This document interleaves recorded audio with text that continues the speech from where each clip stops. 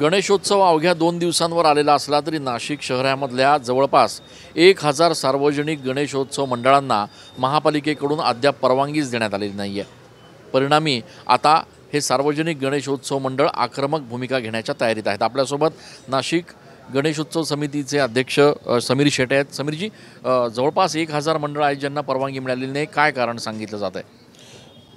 Problem असा आहे की यांनी अचानक कर लादला गेले आहे आमच्यावर आणि त्यामुळे परमिशन मिळत नाही आहे। जोपर्यंत तुम्ही कर भरत नाही तोपर्यंत आम्ही परमिशन देणार नाही असं त्यांचे आडमुठं धोरण असल्यामुळे आम्हाला कोणालाच परमिशन मिळाली नाही आहे। पण तुमच्याकडून देखील कर न भरला जाण्याचं काय कारण आहे? प्रॉब्लेम असा आहे की गव्हर्नमेंटने डिक्लेअर केलं आहे की यावेळेस गणेश महोत्सव आहे, त्यामुळे यावेळेस कर आकारणी जाणार नाही, कुठल्याच मंडळाला कर आकारणी जाणार नाही।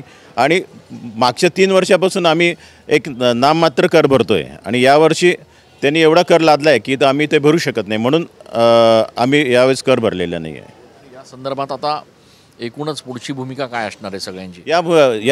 या संदर्भात आम्ही तसं म्हटलं तर भुजबळ साहेबांना भेटलो, नंतर पालक दादा भुसेंना भेटलो आणि या सगळ्यांना भेटूनही आम्ही जर आज 12 वाजेपर्यंत जर आयुक्तांनी आम्हाला परमिशन दिली नाही तर आम्ही डायरेक्ट 27 तारखेला आयुक्तांच्या गेटवरच सगळे गणपती जेवढे नाशिक शहरातले गणपती ते तिथे मांडू आणि तिथेच पूजा करू आणि डेकोरेशन आमचं पूर्ण होणार नाही, त्यामुळे आमचं अर्धवट डेकोरेशन आम्ही झाकून आम्ही महानगरपालिकेतच गणपती उत्सव साजरा करू। पण जवळपास 3 महिन्यांपासून सगळे कार्यकर्ते गणपतीच्या तयारीची एकूणच सगळी परिस्थिती असते, डेकोरेशन सुरू असतं, मंडप उभारणी सुरू असते।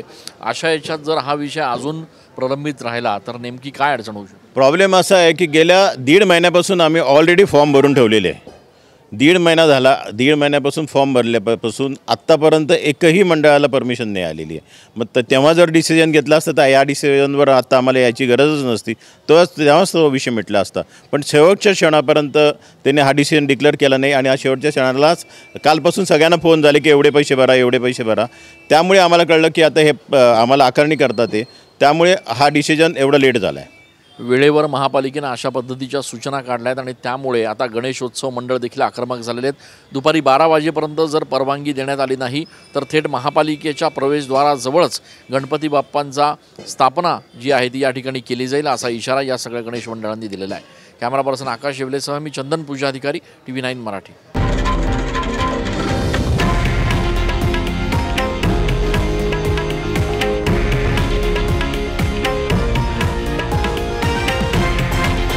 हे आहे देशातील नंबर 1 न्यूज नेटवर्क आणि आपण पाहत आहात TV9 मराठी, एकमेव।